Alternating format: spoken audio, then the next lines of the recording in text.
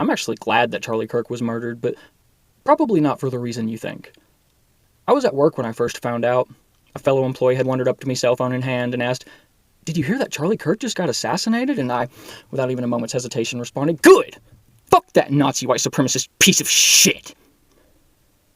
I had never before witnessed such a perfectly blended expression of disgust, disappointment, sadness, and surprise, all through the window of another man's eyes, or experienced a silence so uncomfortable as the one that followed, and although that look on his face now haunts me more and more with each passing day, at the time, it only made me distrustful and upset. But little did I know that the sentence which followed would end up becoming the most profoundly psychologically impactful question that I've ever been confronted with.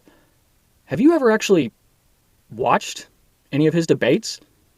I decided to end the conversation immediately. This man was clearly a lost cause, one of those intellectually dishonest Kool-Aid drinking types who refuses to engage in good faith with any perspective which contradicts their outstandingly narrow and propagandized worldview. And by this man, I mean me. Because I hadn't actually watched any of his debates. I was basing literally every single thing I believe about a human being with thousands of hours worth of publicly available recordings of himself openly expressing his opinions on a small handful of out-of-context clips that had been curated for me by algorithms and media organizations being funded by the political opposition. I foamed at the mouth, right along with the rest of those rabid and bloodthirsty dogs, gleefully mocking those who had been saddened by his death and downplaying the atrocity of it all by suggesting that political violence is just an unfortunate yet necessary step toward our coveted socialist revolution, that is, until I began to notice a common thread. The exact same comment being repeated ad nauseum in nearly every single online space. Have you ever actually watched any of his debates?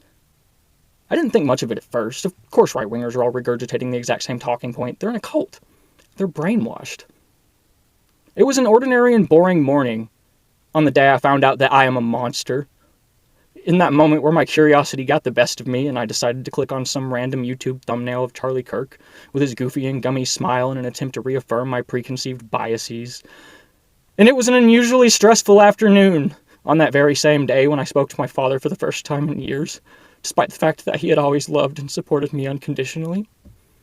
And it was a never-ending sleepless night, coming to terms with the fact that literally every single thing I thought I hated about the right, the bigotry, stupidity, violence, vitriol, and narrow-mindedness, was actually just an outward projection of hatred toward my own self. Charlie Kirk is my hero. He opened my eyes to the cruel and manipulative nature of our political media, brought my family back together, and taught me how to love again. And to anyone who takes issue or offense with that, I'm going to do exactly what he would have done, and challenge you to answer a simple, honest, and straightforward question. Have you ever actually watched any of his debates?